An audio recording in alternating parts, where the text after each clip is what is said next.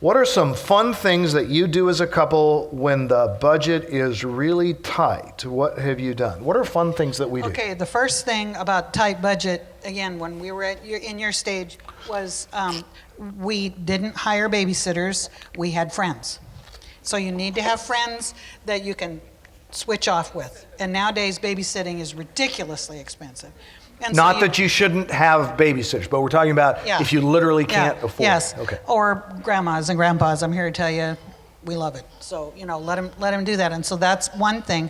And, what we used to do was we had in-town vacations where instead of going to Seattle or going, to Sun River or something like that, we'd kids would go to Halavka's or Kathy's or somebody for the weekend, and we would stay home, but we would go out to the movies, but we would go out like at the 3 o'clock showing instead of the 7 o'clock showing, so it would be cheaper. And we would go out to eat, but we wouldn't have to go to Ruth's Chris. We could go to Taco Bell or whatever we wanted. But you can save so much money by not having to go to a hotel. Actually, when the kids are gone, why do you have to go to a hotel? Unless you want a swimming pool or something, and we did that a lot. And we can go, you can have fun doing so many things. We used to just walk around malls and not buy. I mean, just Clackamas Town Center or whatever, back in our day, I guess it was Eastport Plaza or something like that. No, Lloyd Center, but walk around and just, and eat at an inexpensive place. We used to do that a lot. There was back in the old days, Pietro's Pizza, which was one of our favorite places. Or, we'd go to a place that just where we get a good meal that isn't expensive. One of the places that we still like today is Truffle Hunter in Gresham. And there's just lots of places where you can get a reasonably inexpensive meal. Downtown Gresham has several, good places we like to sit. It's close. Or go downtown Portland. Why go to Seattle and hang out?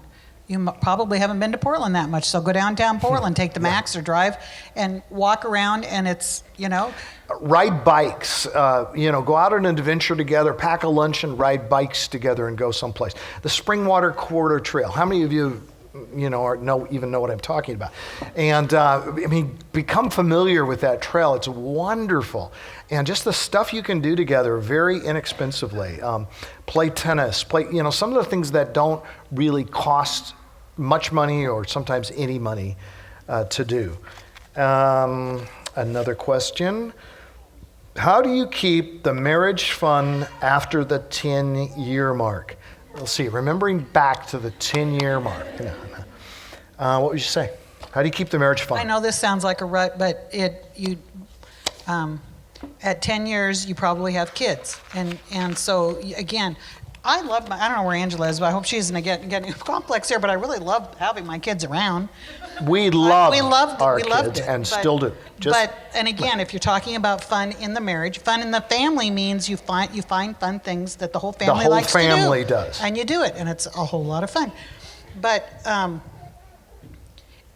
if what you do as a family is you take the kids to soccer and you sit and watch your soccer game, and you take the kids to basketball and you watch the basketball game, and then you take your kids to ballet and all this kind of thing, if everything revolves around them, you can have a lot of fun with that. But if you want my answer, again, it's let them play with their friends and go do what you guys feel like doing. And so one of the things that I did, and it was probably just about 10 years, was I saved up some money. What I did was we had a little change jar, and you'd be surprised nowadays how you can get. I remember one time I got $40 out of a change thing. It was. But anyway, and I cashed that in because we weren't rolling in money back then, and I found a place in Seattle where I could, if you stayed one night, you get the second night free. So it was half price, and we drove, but Randy didn't know about it, and so I had a bunch of people make appointments. Once we got to Seattle, I knew, but before. I had a bunch of people make fake appointments. Can you counsel me, Randy? Can we meet together and all this stuff for 2 days so that his schedule was full? People were actually inventing problems. Yeah, they were. And so one day he came out and he thought he was going to spend this day doing it. I said, no. I said, I don't know whether I think I packed for you, but anyway. Yeah. And so I had packed great. for him and I It was said, we're wonderful. going someplace. And actually, I didn't even tell you where we were going. And he Right. had to start guessing. And he said, well, I guess it's not Sun River because we're going north. So, all this stuff. And it was a lot of fun because it was a surprise and he loved it. Now, if your husband doesn't like surprises, that's not fun. But, there's something about the surprise. And it, honestly, I'm here to tell you, we didn't have very much money then. But we drove up there. We stayed half price.